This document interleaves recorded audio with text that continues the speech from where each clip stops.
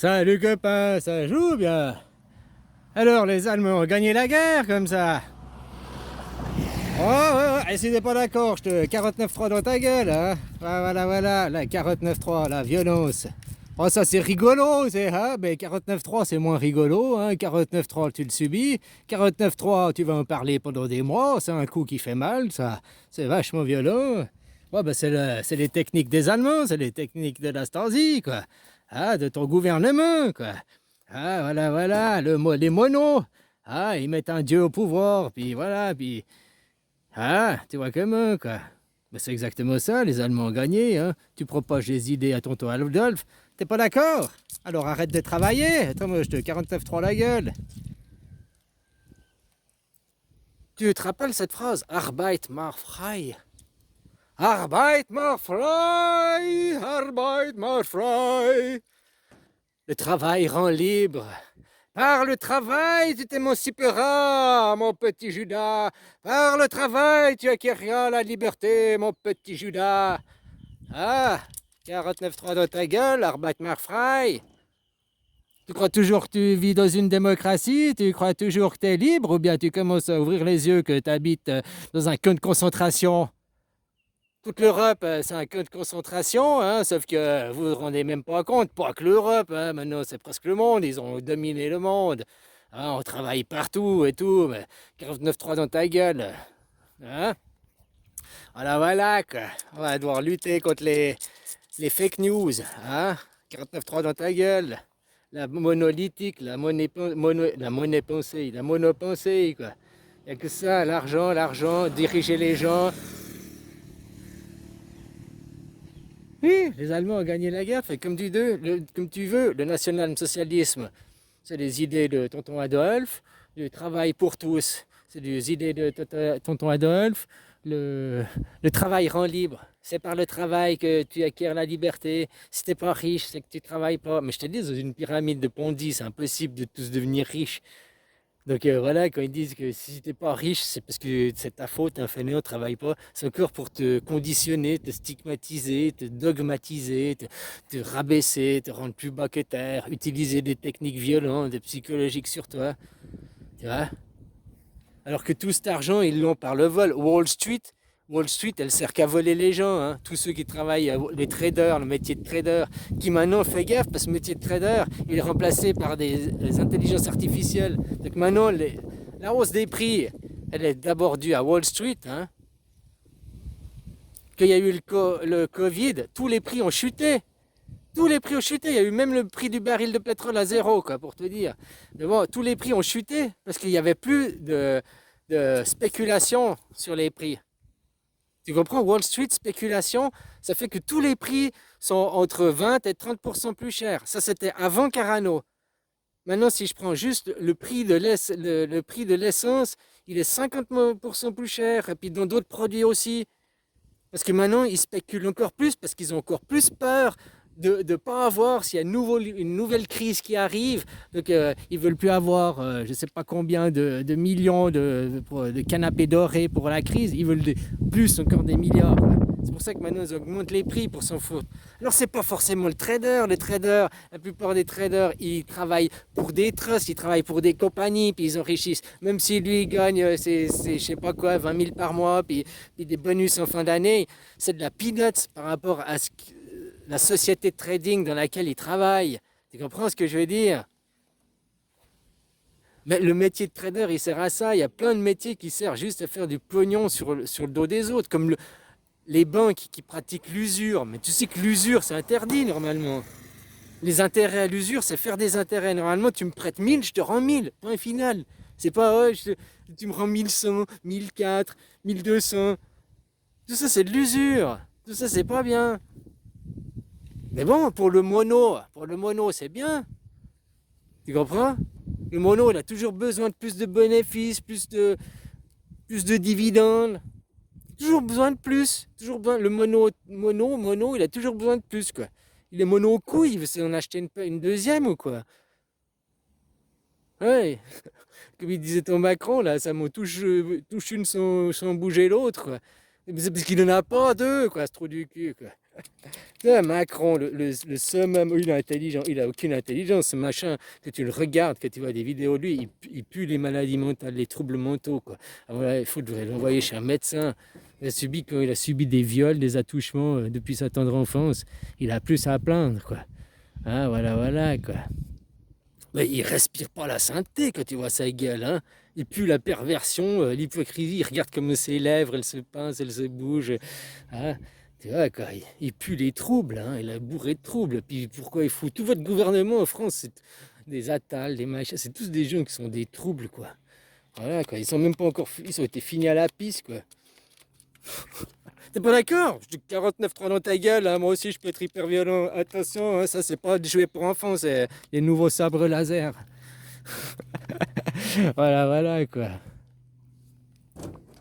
Alors non, les Allemands, réfléchis maintenant. T'as un cerveau, les Allemands ont gagné la guerre. Voilà. Tu es dans les idées, tu propages les idées des Allemands.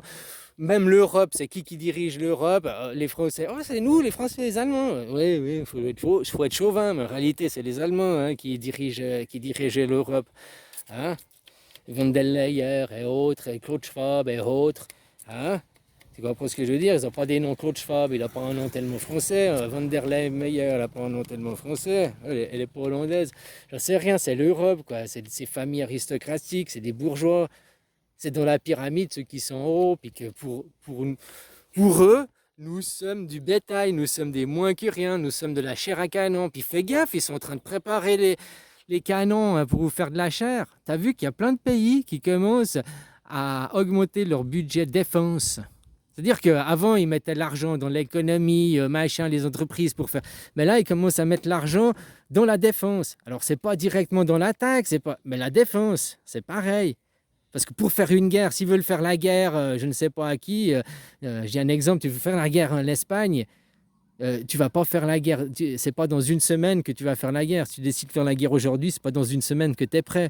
Il faut des années pour arriver à faire la guerre, quoi. Tout l'intendance derrière, l'essence, tout préparé à l'avance, tu vois. Hein, puis faut faire des obus, il faut mettre ton économie en régime de guerre. Alors là, elle n'est pas en régime de guerre, elle est pour la défense. Mais ça veut dire qu'ils ont une prévision à dans 10 ans que ça va péter. Ils vont le faire. C'est eux qui dirigent, c'est eux leur plan. Hein. Ouais, ils vont pas faire la... Bien sûr, ils vont faire la guerre. S'il y a la guerre, eh ben, il n'y a plus de misère parce qu'il y a du travail pour tous de nouveau. Il faudra tous reconstruire les maisons. Prends l'exemple à Gaza. S'ils arrêtent aujourd'hui, tu vois, les Gazaouis, ils ont plein de boulot. Il faut tout reconstruire, hôpitaux, écoles, machin. Là. Ça va les occuper. Pendant ce temps, ils vont pas aller faire des attentats en Israël. Ah, voilà, voilà, quoi. Comme je te disais, il faut qu'ils tuent tous, hein, là-bas. C'est quoi à dire, mais il dit on veut éradiquer jusqu'au dernier du Hamas. Et ben, là, tous ceux qui sont survivants, puis qui ont vu leurs parents ou leurs enfants mourir, qui ont de la colère, et ben, c'est tous des futurs potentiels du Hamas. Donc il doit tuer tous les civils, c'est ce qu'il dit, quoi. Je dois tuer tous les civils, parce que le futur potentiel au cas où...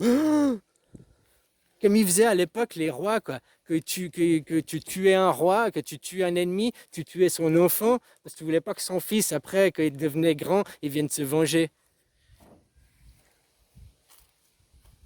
Et je te dis, fais gaffe, hein, le monde hyper violent, puis quand on te dit, mais non, c'est pas violent, alors que c'est de hyper violence. Parce que, comme je te disais avant, tu as un 49.3 dans ta gueule, bah, tu te prends un 49.3, je te fous un pain dans la gueule, t'as mal 2 semaines, ou peut-être un jour, 2 semaines, je suis prétentieux, je tape pas fort, t'as mal 1 minute, et puis c'est fini. Mais un 49.3 dans ta gueule, t'as mal jusqu'à la fin de ta vie. Parce que le 49.3, ça, ils vont jamais enlever, ils vont jamais s'excuser. Moi, je te fous un pain dans la gueule, je peux venir m'excuser, puis blablabli, blablabla, puis je peux gommer. Eux, non, une fois qu'ils décident 49.3, ils décident quelque chose, ils reviennent jamais en arrière. Même quand ils voient que c'est des erreurs, que c'est faux, ils reviennent pas en arrière, quoi. Parce que leur plan, c'est hein, vider. Comme je t'ai dit, il y a aussi l'hiver qui arrive là-bas. Et ils savent, les plans, que c'est l'hiver et tout, quoi. Enfin bon, voilà. Allez, bisous, hein. Puis fais 49.3, l'hyperviolence, elle reste toute ta vie. Que tu martyrises quelqu'un de son enfance, tu le traumatises par le conditionnement, en l'empêchant de s'épanouir, en lui disant non, toi, tu es un rocher, tu restes rocher. Parce que c'est ça le conditionnement du monothéisme, hein, des religions, de la culture européenne, quoi, judéo-chrétienne. C'est t'éduquer comme un chien. C'est des livres, non pas pour t'émanciper, c'est des livres pour que tu restes en bas, un chien, quoi. Dans le conditionnement, dans les tourments. Et c'est toujours comme ça, c'est hyper violent. Et quelqu'un que tu fais de la hyper-violence psychologique dessus, tu peux le pousser au suicide. Et que tu agis sur lui, que c'est un chien qui ne peut rien faire. Voilà, une fois que tu l'as cassé, que tu l'as brisé, l'école ne sert qu'à ça, à vous briser, à vous casser. Tous les jours, à te briser, casser. Pourquoi tu ne fais pas comme les autres? Bah, bah, bah. Avant, les maîtresses, elles mettaient des coups, des punitions, te briser. Tout ça pour te briser. Puis que tu es brisé, c'est facile à te contrôler. Tu n'as plus la volonté, tu n'as plus l'envie. Donc c'est facile, hein, l'hyperviolence, elle est où tu prends un pain dans la gueule, ça fait mal, tu vas peut-être à l'hôpital, hein, voilà, tu retiens une leçon, tu fais un accident, tu as mal, tu te casses le bras, tu vas à l'hôpital, tu retiens une leçon et tout, quoi. Mais que c'est de la violence psychologique, quoi. Tu as conditionné enfant avec du 49.3 dans ta gueule tout le temps, tout le temps, tout le temps, c'est toute ta vie, tu es conditionné. Toute ta vie, à moins que tu ouvres les yeux sur toi-même et que tu te dises non. Non, non, à toi-même, de te mentir à toi-même, d'arrêter de suivre ce conditionnement et de commencer à te rattacher à ton âme, à ta vie, à ton vivant, à qui tu es, pas à qui tu as. Parce que là, de faire une vie par procuration, c'est pas être dans l'être, c'est être dans l'avoir. C'est tout, quoi.